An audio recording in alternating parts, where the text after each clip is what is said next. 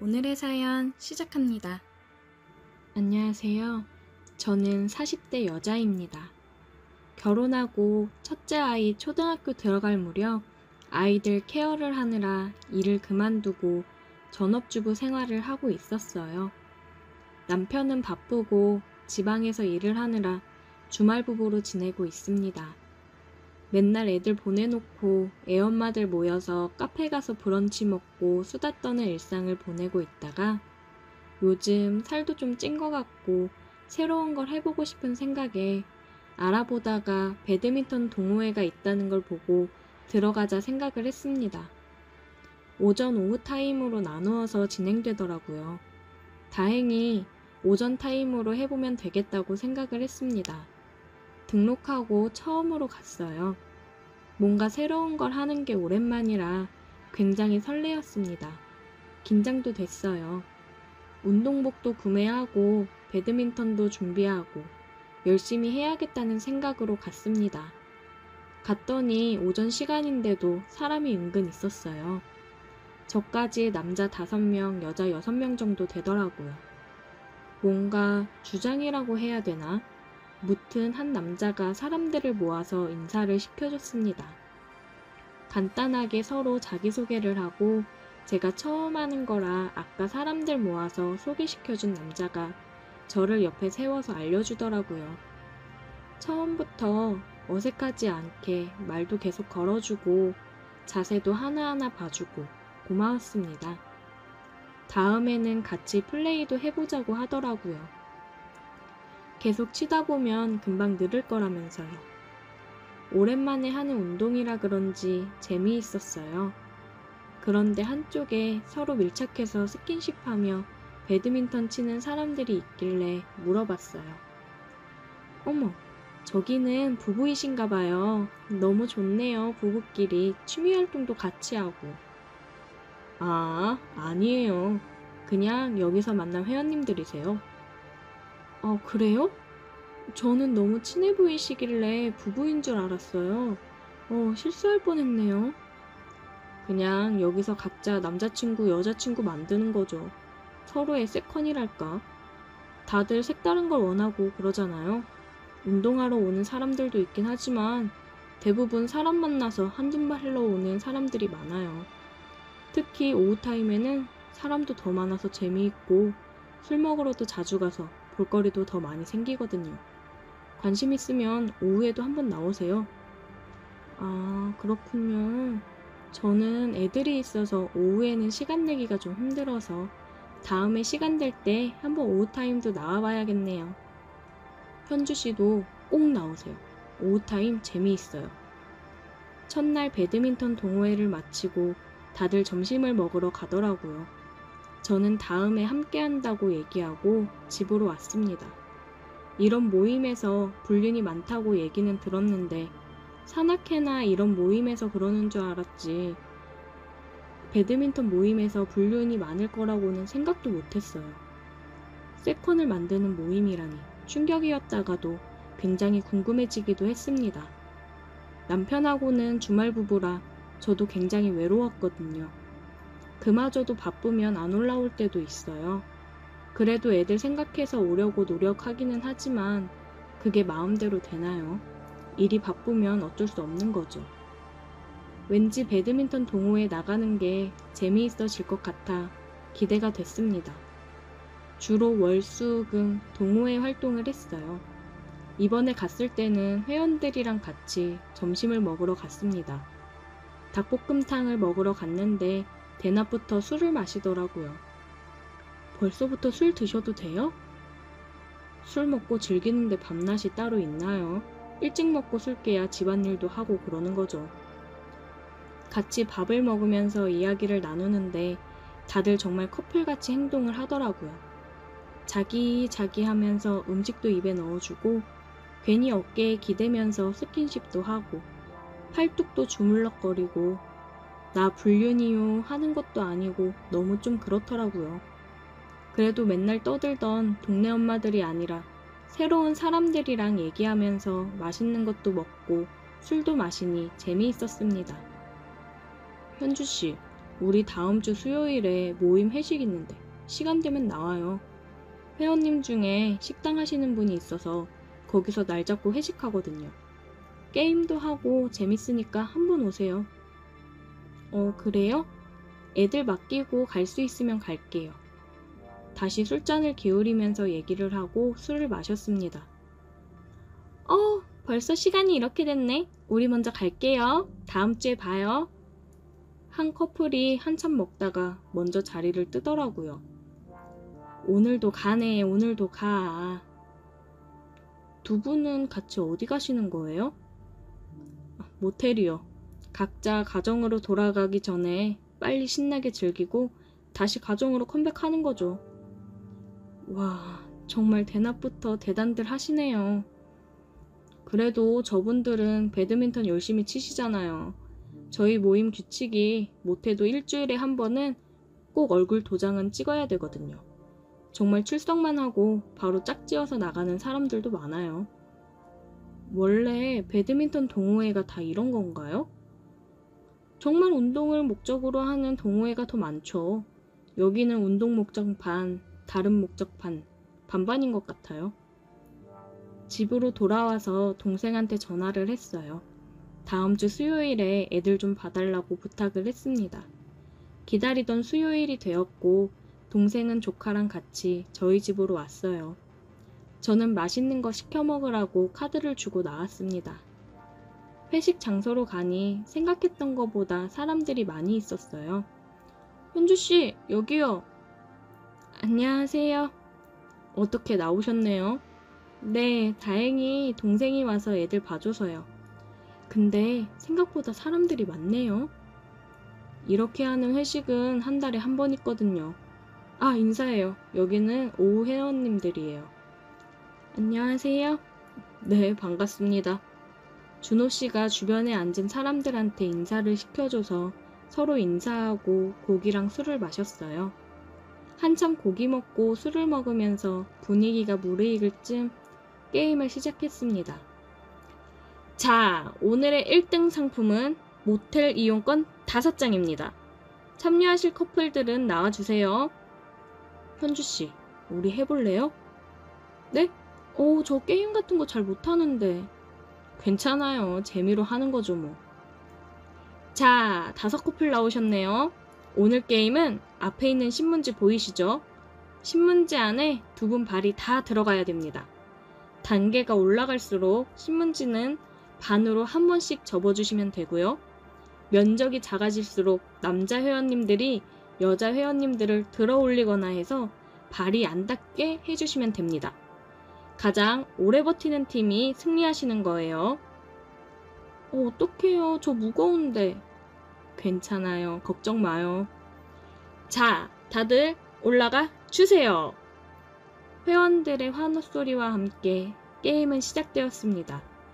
우리는 진행자의 말에 따라 점점 밀착되었어요. 외간 남자랑 이렇게 가까이 밀착해서 있어 본 게 얼마만인지 모르겠습니다. 괜히 제 심장 떨리는 소리가 준호 씨한테까지 들릴까봐 신경이 쓰였습니다. 자, 마지막 2커플 남았네요. 이제 신문은 남자분들 발 하나가 들어갈 정도의 사이즈인데요. 과연 승자는 누가 될지 마지막 단계 갑니다. 준호 씨 힘들죠? 그만할까봐요. 무슨 소리예요? 여기까지 왔는데 걱정하지 마요. 자, 우승자가 나왔네요. 이번 커플 우승입니다. 자, 선물 받으시고 소감 한마디 해주세요. 우승 상품으로 오늘 아주 뜨거운 밤을 보내도록 하겠습니다. 와, 멋있다! 준호 씨의 말에 저는 얼굴이 빨갛게 달아올랐습니다. 회식이 끝나고 각자 헤어졌습니다. 얼마 만에 술을 이렇게 먹어보는지 취하더라고요. 현주씨, 우리 오늘 받은 상품 쓰러 갈래요? 좋아요. 취해서인지 무슨 생각으로 좋다고 한 건지 모르겠어요. 그냥 새로운 일탈이 즐거웠고 저를 챙겨주는 다정한 이 남자한테 끌렸습니다. 맨날 혼자서 애들 챙기기 바빴는데 이 남자는 저를 정말 다정하게 챙겨줬거든요. 그래서 더 끌렸는지도 몰라요.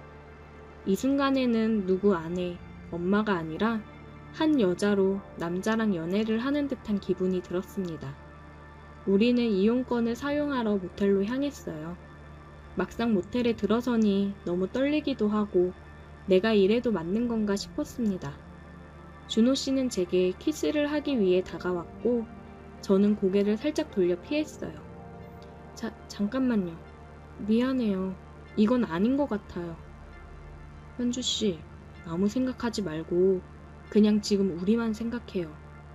지금 나랑 키스하고 싶지 않아요? 현주 씨 눈빛은 나랑 하고 싶다는데. 그러면서 다시 저에게 입을 맞춰오는 그를 밀어내지 못했습니다.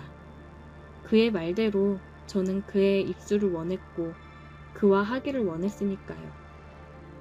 그의 키스는 정말 달콤했습니다. 천천히 그리고 강하게 입을 맞춰오는 그에게 빠져들었습니다. 우리는 그렇게 뜨거운 시간을 보냈어요. 그러고 나서 남편한테 미안한 마음이 들기는 했지만 이미 제 마음을 멈출 수는 없었습니다. 동생한테 전화가 오더라고요. 언제 오냐고요. 저는 지금 들어가는 길이라고 얘기를 하고 그와 다시 한번 입맞춤을 한 후에 집으로 들어왔습니다.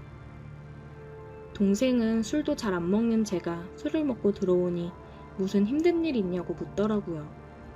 그래서 저는 그런 거 아니라고 모임하는데 그 사람들이랑 잘 맞아서 술 한잔 했다고 얘기를 했고 씻고 잠이 들었습니다.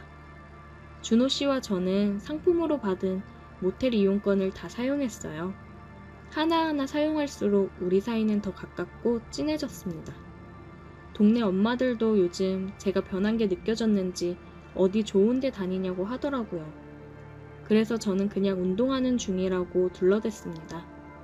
만날수록 괜히 이 좁은 동네에서 사람들한테 들킬까봐 걱정이 되더라고요. 하지만 그 걱정은 뒷전으로 생각할 만큼 지금 이 상황이 행복했어요. 이렇게 좋은데 당분간만이라도 이대로 행복을 누려도 되는 거겠죠? 오늘의 사연 여기까지입니다. 오늘도 들어주셔서 감사해요. 구독, 좋아요, 알림 설정 부탁드려요. 오늘의 사연 시작합니다. 안녕하세요. 30대 중반의 남자입니다. 평범한 직장 생활을 하다가 몇 년 전부터 계획했던 사업에 뛰어들어 고생만 하다가 지금은 어느 정도 자리를 잡아가고 있는 남자입니다.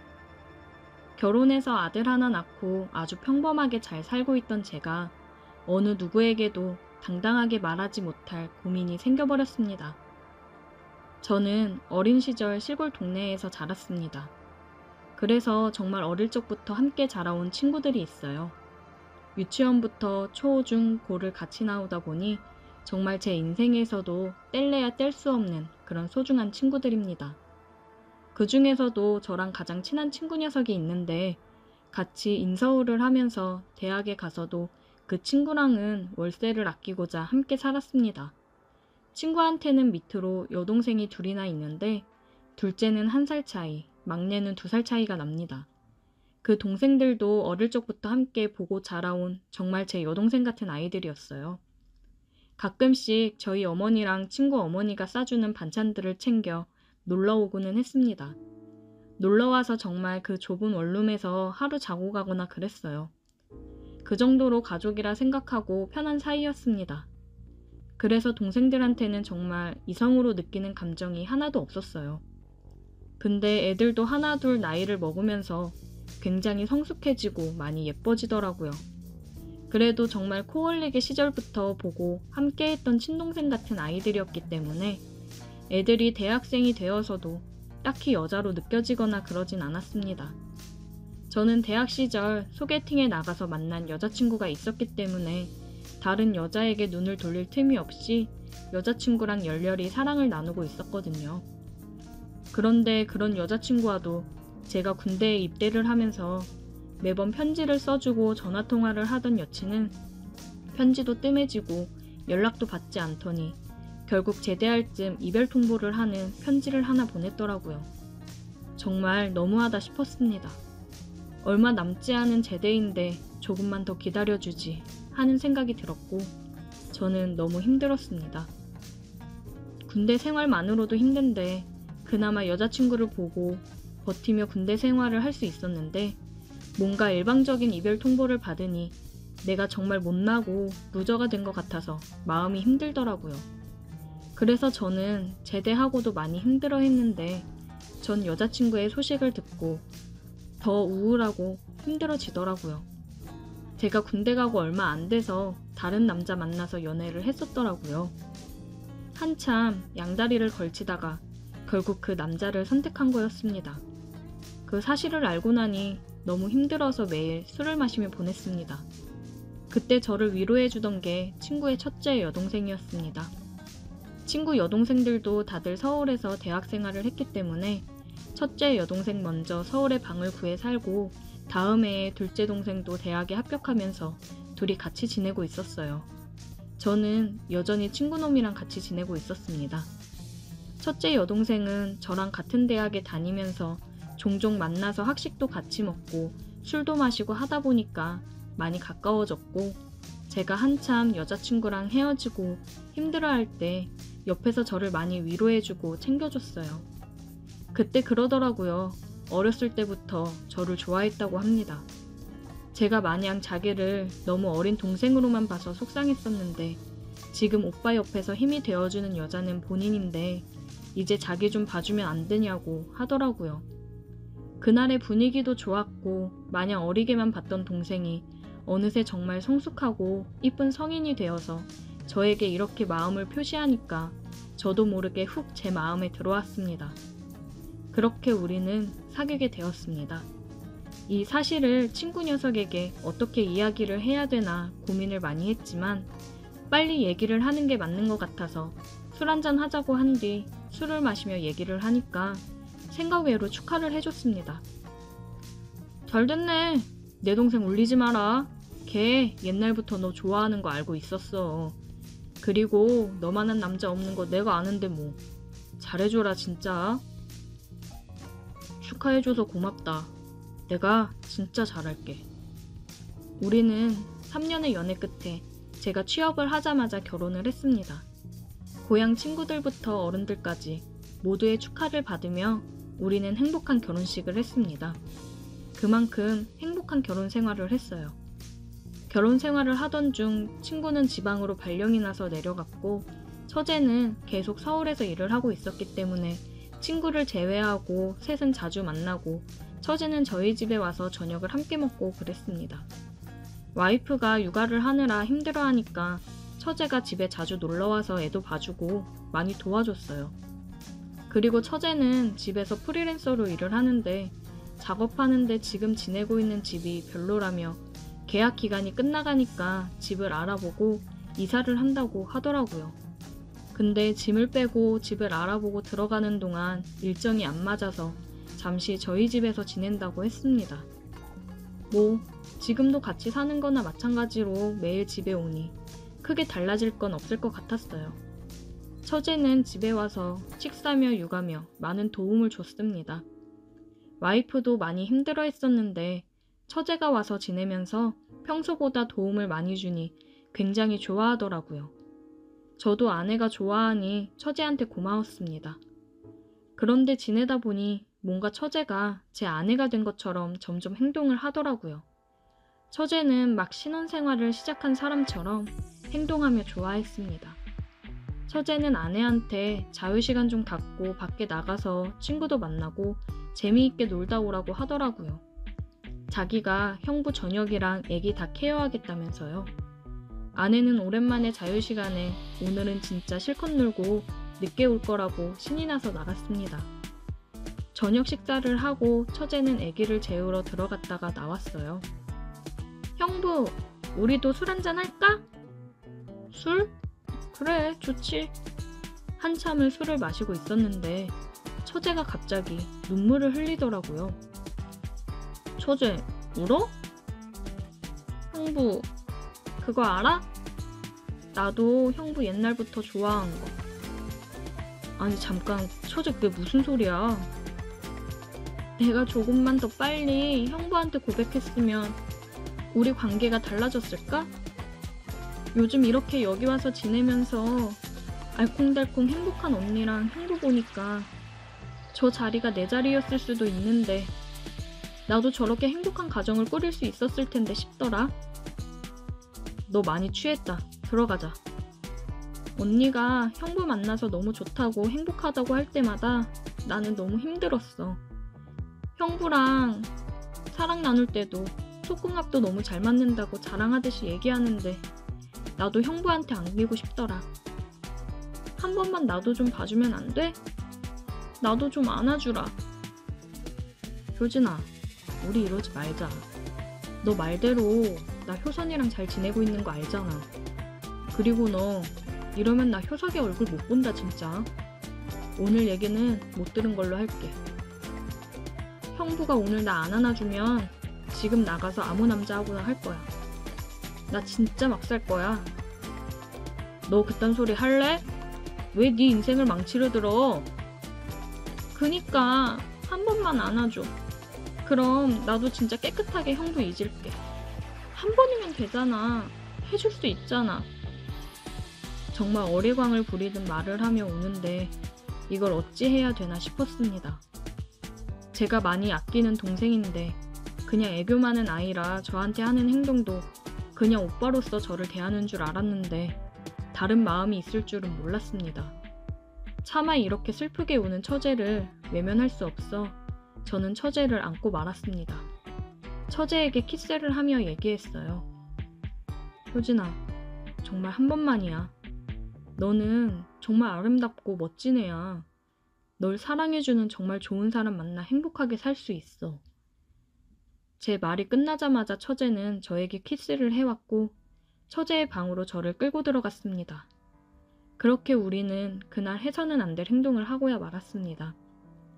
처제는 정말 저를 사랑한다는 듯이 모든 걸 쏟아붓는 듯 했습니다. 저는 그런 처제가 안쓰러우면서도 저를 사랑하는 마음이 느껴져 또 고마웠습니다. 그 다음 날 처제는 정말 우리 사이에 아무 일도 없었던 것처럼 행동을 했습니다. 저도 그런 처제처럼 아무 일도 없었던 듯 대했어요. 처제가 이사할 집에 들어갈 날이 되어 처제는 저희 집에서 나갔습니다. 처제의 빈자리가 굉장히 크게 느껴지네요. 정말 그날 있었던 일을 잊고 아내에게 더 잘하고 살아야겠습니다. 오늘의 사연 여기까지입니다. 오늘도 들어주셔서 감사해요. 구독, 좋아요, 알림 설정 부탁드려요. 오늘의 사연 시작합니다. 안녕하세요. 저는 이혼하고 5살 아이 하나 키우고 있는 20대 여자입니다. 저는 어린 나이에 속도 위반으로 결혼을 했습니다. 결혼식도 올리지 못했고 그냥 시댁에 들어가서 아이를 낳고 살았어요. 시집살이도 시집살이지만 남편이란 놈은 술만 마시고 일할 생각도 안 하더라고요. 그리고 술만 마시면 집에 들어와서 폭력을 행사했습니다. 그런데 시부모님들은 신경도 안 쓰셨어요. 항상 제가 자기 아들 앞길을 막았다고 저를 구박하시는 분들이셨습니다. 저는 그래도 우리 아기 때문에 참고 살려고 했어요. 아이가 4살이 되고 나서부터는 아이를 어린이집에 보내고 일자리를 알아봤습니다. 시댁에서는 아이 보험비랑 기본 생활적인 거는 부담해 주셨지만 그걸로는 턱없이 부족했습니다. 남편은 계속 일자리를 구하면 하루 이틀 나가다가 못하겠다며 집에 들어오고는 했습니다. 시댁에선 남편한테는 돈을 잘도 주시는 것 같았어요. 맨날 옷 사고 술 사 먹고 신발 사고 하는 거 보면 집에서 돈을 해주니 그렇게 쓰고 다니는 거겠죠. 저랑 애기한테는 한 푼도 안 썼습니다. 그리고 매일 게임에 빠져 살았어요. 제가 이혼을 결심하게 된 이유도 여기 있습니다. 저는 부모님들이 이혼을 해서 각자 새 살림을 차리고 저를 버렸기 때문에 지금 남편을 만나서 연애할 때는 안락함과 다정함을 느꼈기 때문에 이 사람이랑 가정을 이루면 좋겠다 싶었지만 아이를 낳고 혼인신고를 하고 같이 살다 보니 사람이 변하고 망가지더라고요. 근데 언젠가는 정신 차리겠지 하면서 살았지만 정신 차리질 못하더라고요. 제가 일을 시작해서 아이가 하원을 하면 한두 시간 정도 남편이 아이를 봐줘야 해요. 시부모님이 거의 봐주시긴 하지만 시부모님들도 일이 있으실 땐 남편이 아이를 케어해야 되는데 본인 게임하느라고 아이를 방치해놓고 방해한다고 아이한테 손을 올리는 모습을 퇴근하고 들어오면서 보고 나서는 이혼을 결심했습니다. 일을 시작한 지 몇 달 안 돼서 모아둔 돈은 크게 없었지만 정말 작은 방 한 칸 보증금은 할 수 있는 금액이었어요. 저는 남편한테 이혼을 요구했습니다. 남편은 잘 생각했다고 드디어 내 인생에서 꺼져줘서 고맙다며 저희는 합의 이혼을 했고 남편은 친권, 양육권 모두 포기하겠다고 각서를 쓰고 그렇게 이혼을 했습니다. 그래서 저는 힘들지만 아이는 어린이집 종일반을 보내고 일을 하고 있습니다. 혼자서 애를 키우는 게 힘들기는 하지만 오히려 아이도 그렇고 저도 그렇고 마음은 편한 것 같아요. 저는 마트에서 캐셔로 일을 하고 있습니다. 어느덧 일을 한 지도 1년이 넘었네요. 그런데 일을 하면서 퇴사 위기에 놓여 저는 돌이킬 수 없는 선택을 했고 그게 제 마음을 요새 너무 힘들게 하고 있습니다. 마트에서 일하는 건 힘들기는 하지만 즐거웠어요. 급여도 생각보다 많이 받았고 같이 일하는 여사님들이 잘 챙겨주셔서 좋았습니다. 제가 어리니까 엄마처럼 이모처럼 잘 챙겨주셨어요. 어린 나이에 혼자 애 키우면서 일하는 게 안쓰러워 보이셨는지 항상 아이랑 가서 같이 먹으라면서 반찬도 챙겨주시고 아이 옷도 사주시고 그랬습니다. 그래서 저는 여기서 일하는 게 너무 좋았습니다. 그런데 평소에도 저한테 많이 찝쩍거리던 인사관리팀 팀장이 있었어요. 그런데 제가 이혼을 하고 나서는 유독 더 많이 저한테 그러시더라고요. 은근슬쩍 자꾸 터치를 하고 같이 술 한잔 하러 가자느니 계속 작업을 걸었습니다. 저는 그때마다 아이가 혼자 있어서 가봐야 된다면서 거절했어요. 그런데 이번에 제가 근무한 지 1년이 넘어 거의 2년차가 되어 가는데 계약이 끝나면 퇴사를 해야 될 거라고 은근히 압박을 주더라고요. 제가 알고 있기로는 여기 계시는 여사님들도 다 무기계약으로 계속 계약이 연장돼서 근무하고 계시는 걸로 알고 있었거든요. 연희씨, 정말 술 한잔 안 할 거야? 이 정도 되면 나 같으면 한 잔 같이 해주겠다. 죄송해요, 팀장님.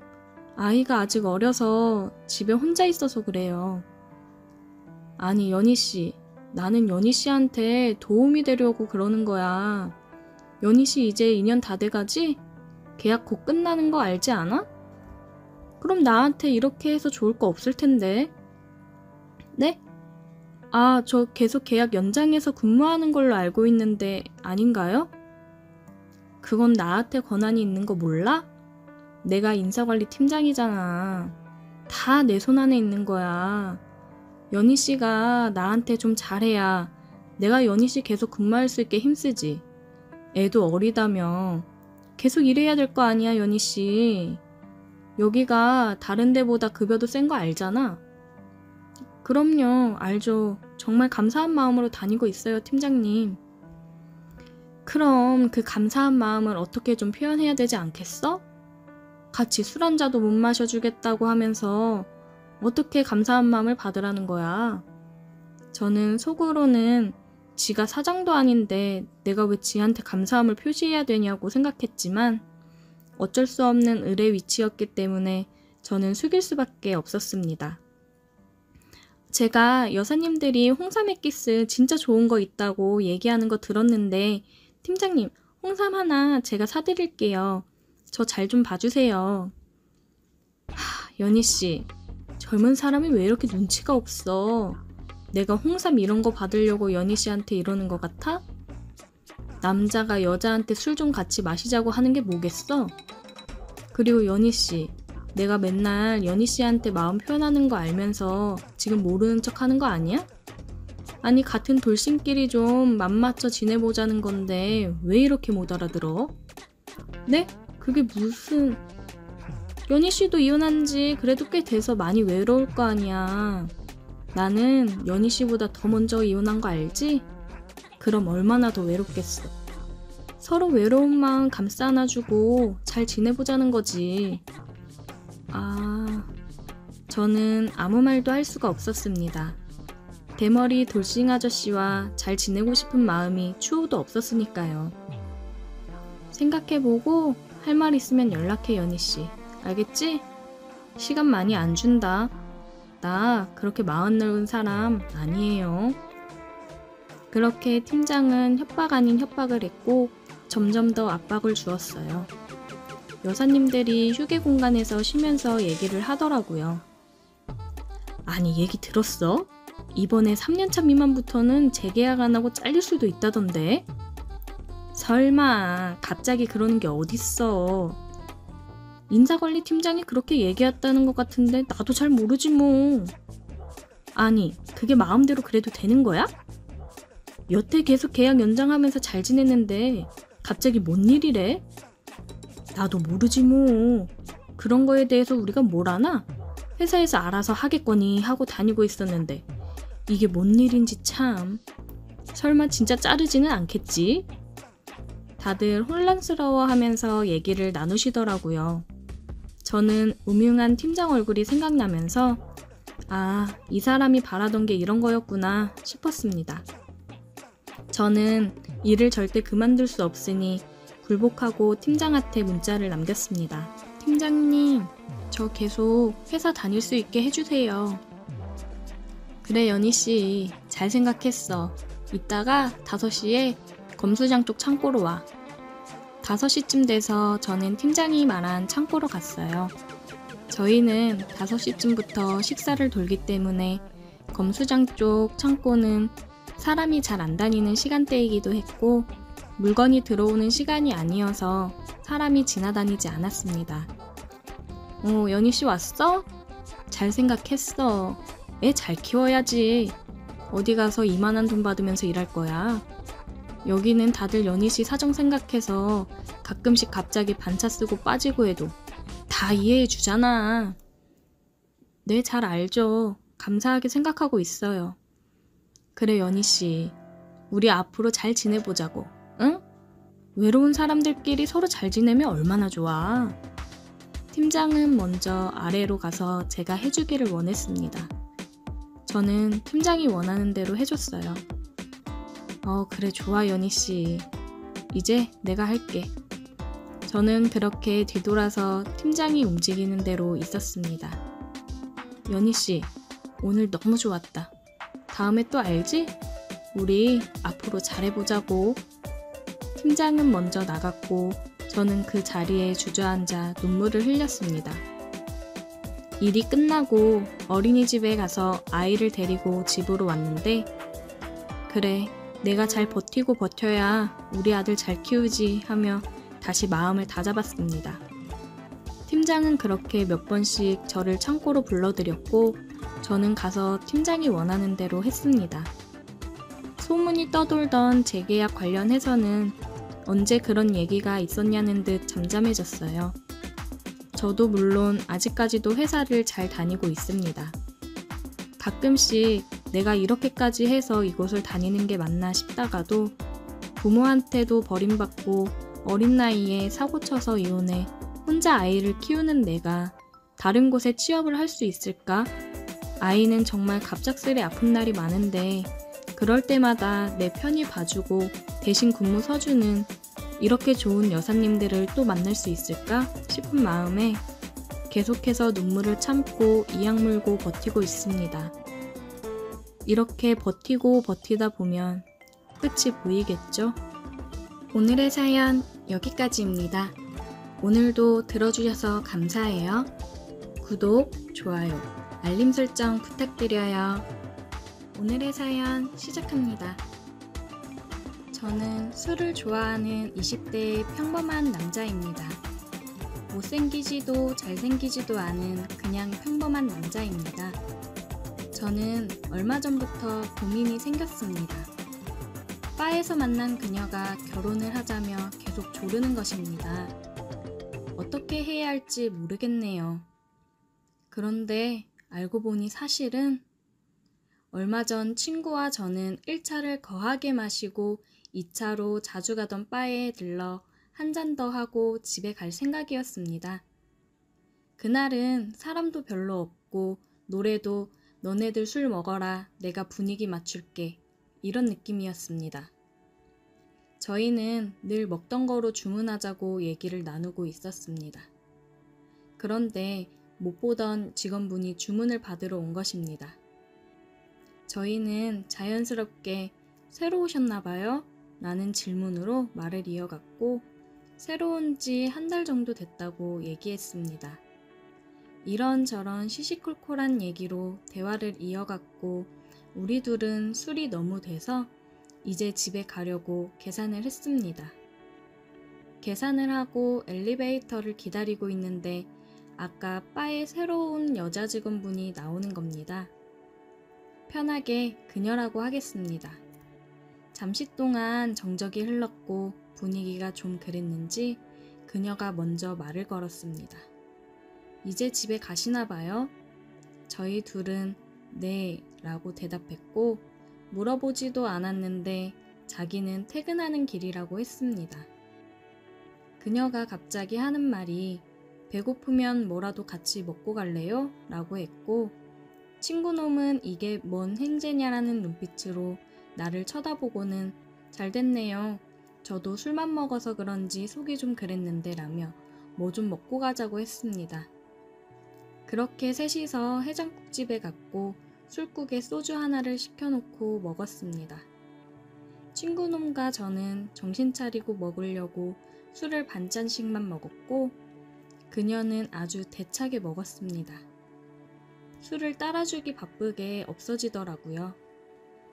어느새 술이 한 병, 두 병 쌓여갔고 세 병째 마시려고 할 때 저는 도저히 못 먹겠으니 둘이 먹으라고 했습니다. 저는 힘도 들고 집으로 가려고 나 먼저 갈게, 둘이 더 마시다가 와 그랬더니 그녀가 그러는 게 어딨냐며 같이 먹자, 끝까지 먹고 가자, 술을 더 안 마시게 할 테니 더 먹자 그랬습니다. 어쩔 수 없이 술자리를 같이 하고 계속 이어갔습니다. 그렇게 해장국집을 나와 술을 깨자며 노래방을 가자고 하는 겁니다. 너무 힘들어서 둘이 놀면 안 되겠냐 얘기했지만 막무가내였습니다. 그렇게 개처럼 끌려서 노래방을 가게 됐고 힘도 없지만 잘하는 노래를 불러줬습니다. 그녀는 눈에서 널 사랑해도 될까? 뭐 그런 야릇한 눈빛으로 저를 쳐다보고 있었습니다. 그녀는 술도 잘 먹었습니다. 소주를 더 시키고 부어라 마셔라 했습니다. 정말 술을 잘 먹더군요. 노래를 부르면서 먹어서 그런지 그녀는 정말 말짱했습니다. 그렇게 만난 지도 얼마 안 됐는데 우리는 금세 친해졌고 약간의 스킨십 아닌 스킨십을 하며 노래와 춤을 췄습니다. 저는 다음날 출근이라 이제 가야겠다며 다시 얘기했고 그녀는 안 된다며 젊은 사람이 뭐 그리 체력이 약하냐며 놀렸습니다. 저는 열이 받아서 오기로 버텼습니다. 그렇게 술 마시고 술이 나를 마시고 그러다 보니 서로 러브샷도 하고 분위기가 참 정신없게 흘러갔습니다. 알람 소리에 눈을 떠보니 생전 처음 보는 천장이 눈앞에 보이는 겁니다. 저는 꿈인가 아직 술이 덜 깼나 싶어 주변을 두리번거렸는데 역시나 집이 아니었습니다. 조금 있다가 그녀가 화장실에서 나오면서 잘 잤어요? 라고 물어봤고 깜짝 놀란 나는 너무 당황스러워서 말을 더듬으며 네, 그런데 이게 어떻게 된 거냐며 물어봤습니다. 그녀는 기억이 안 나냐고 되물었고 어머머 그러면서 기가 찬 눈빛으로 째려봤습니다.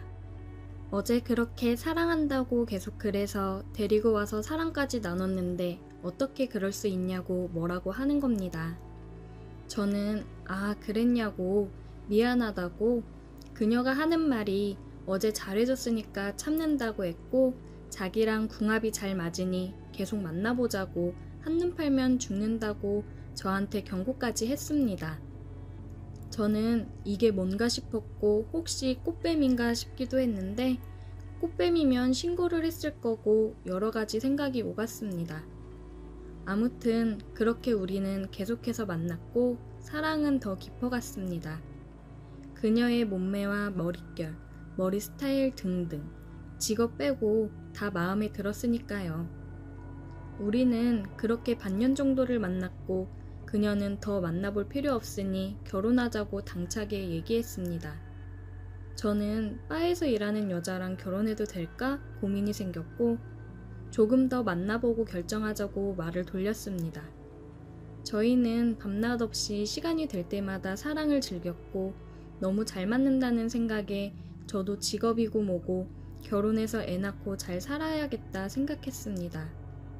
우리는 시간이 되면 주로 바다를 많이 갔고 바다를 보며 회에 소주를 즐겼습니다. 그러던 어느 날 한 달쯤 지났을까요? 그녀가 갑자기 할 말이 있다며 보자고 했습니다. 분위기가 좀 이상해서 몇 번이고 뭔 일이냐고 물었지만 대답해주지 않았고 만나면 얘기해준다고 했습니다. 우리는 만나서 여느 때와 마찬가지로 회에 소주 한 잔을 하며 저는 얘기해보라 했고 그녀는 말을 할까 말까 고민하다가 끝내 얘기하지 않았습니다.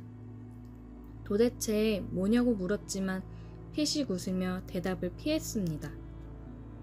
저는 그녀에게 혹시 무슨 큰일이 생긴 걸까 걱정도 되었고 기분 전환 시켜줄 겸 제일 좋은 호텔방을 예약했습니다.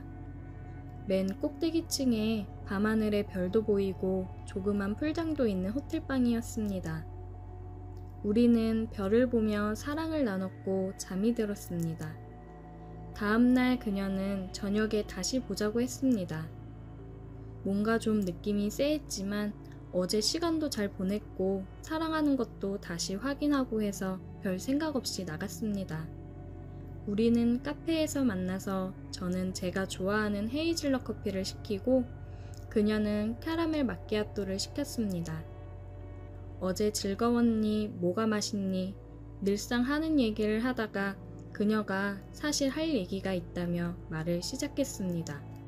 어제 얘기를 하려고 했는데 제가 너무 힘들어할까봐 고민하다 말을 못했다며 오늘은 꼭 얘기해야겠다고 했습니다. 저에게 사실은 결혼할 남자가 있다며 얘기했고 가방에서 주섬주섬 뭘 꺼내더니 줬는데 다름 아닌 청첩장이었습니다. 이게 뭔가 싶었습니다. 아니겠지 하며 청첩장을 열어봤는데 그녀의 이름이 박혀 있었습니다. 그녀의 이름이 돋보기로 본 것처럼 너무 크게 보였고 다른 글은 보이지도 않았습니다. 저는 할 말을 잃었고 한참 정적이 흐른 후 저는 장난이지? 라고 물었고 그녀는 사실이라며 미안하다고 정말 미안한데 어쩔 수 없다고 얘기하며 바로 자리를 일어났습니다. 그리곤 하는 말이 좋은 추억으로 간직할게.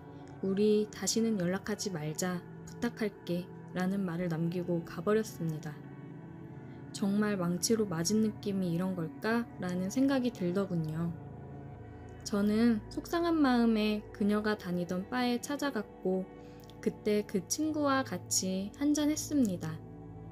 저는 친구에게 있었던 일을 전부 얘기했고 이게 무슨 일인지 모르겠다며 한숨을 쉬었습니다.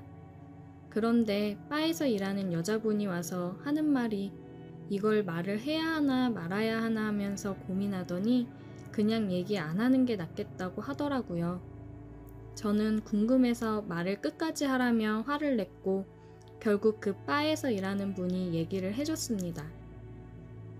이번에는 정말 망치 10개로 맞은 느낌이 들더군요. 사실은요, 걔가 만나던 사람이 오빠만 있던 게 아니에요. 오빠 잘 된 거라고 생각하세요. 라고 말을 했고 저는 어이가 없고 허탈했습니다.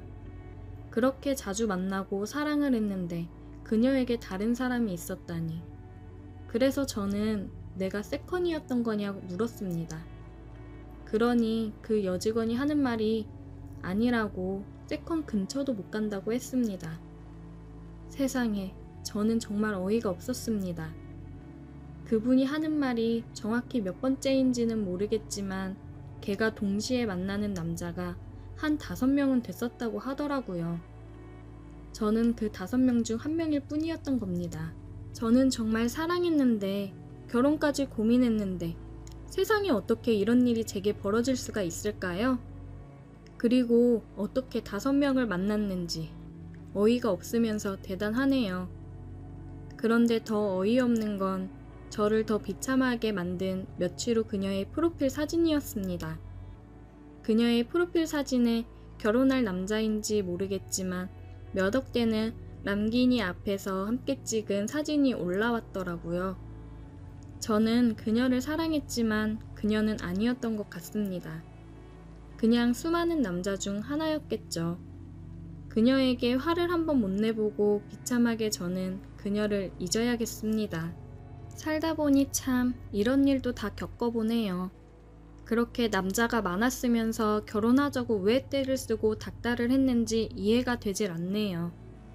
오늘도 술이나 한잔 해야겠습니다. 오늘의 사연 여기까지입니다. 오늘도 들어주셔서 감사해요. 구독, 좋아요, 알림 설정 부탁드려요.